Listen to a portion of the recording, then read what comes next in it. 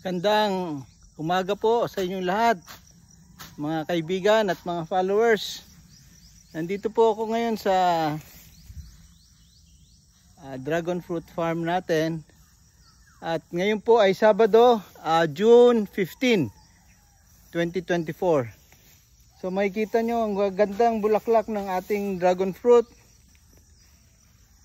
At punong-puno ang ating mga poste ng ng halo, pula, ito po. Pula at dilaw. Sa dami ng dragon fruit na ito by July or August marami po tayong bunga. Ano masabi mo, Arman? Ano ba ang kulang? Kulang ng grass cutter dito Kulang ng scatter. Hindi, pero maraming di ba? Maraming langgam. So kailangan natin ng Gamot po. gamot, malatayon at 7 para maalis yung mga langgam. Tatlo. Kita nyo itong mga yung mga langgam na matamis kasi. Nandun sa ating mga bulaklak at kailangan may sprayan ng malatayon at saka 7. At bibili ako mamaya. Pero napakaganda, gusto ko lang ipakita sa inyo ang ganda ng mga bulaklak ng dragon fruit. At sana in 4 weeks marami na tayong bunga. Punong-puno ng bunga itong mga dragon fruit natin. At salamat sa pag-alaga nila Arman at si Dodong. Napakaganda ng ating mga dragon fruit. Partida pa na sir, wala pang ipot. Lalagyan pa natin ng natural na abono, yung ipot at saka ipa na nandun sa ready na para lalagyan namin. Maraming ang mga langgam. So bibili tayo ng gamot at matanggal ang mga langgam na bumabalot sa ating mga dragon fruit. So ito ang first na mga bulaklak at bunga ng ating dragon fruit. Nag-umpisa tayo nung bandang October, November. So more or less mga 7 to 8 months na po ito. Ganda ng tubo dito sa ating Bago natin sir, pakita mo, mga taba na. saan?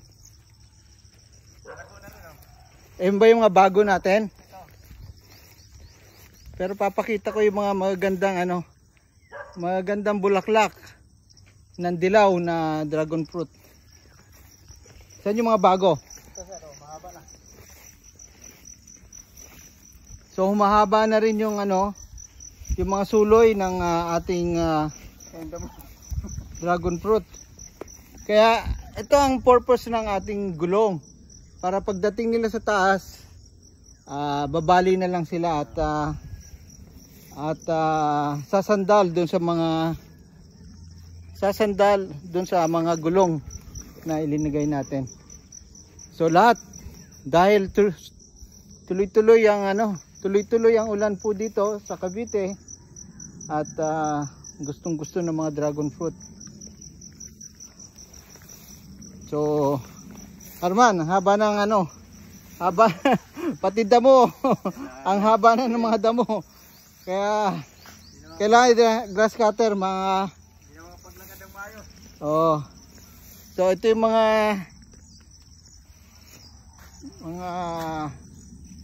mga bunga ng ating dragon fruit. Napakaganda ng mga bulaklak. At masaya ako at napakaganda. Ito naman po yung mga bulaklak na dilaw. Yan po yung yellow variety. Itong mga ito ID red na siguro in 3 weeks may hinog na rin yung ating pula na variety. So makikita nyo yung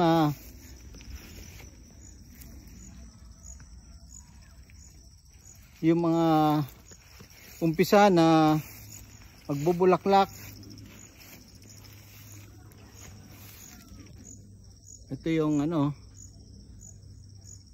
ito yung pula at ito naman po yung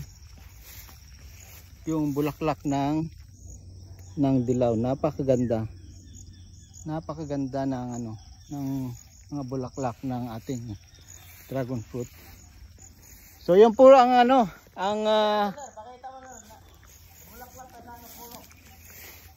so sabi ni Arman, may bulaklak kahit na bagong tanim lang, doon siya tumubo sa sa puno.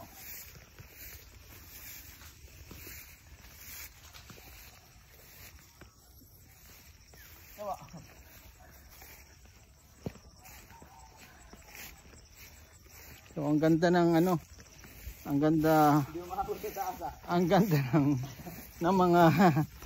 ganda ng mga bulaklak ng ating dragon fruit. So yan po ang aming balita ni Arman ngayong Sabado, June 15, 2024. Maraming salamat. Bye-bye. At happy Saturday sa inyong lahat.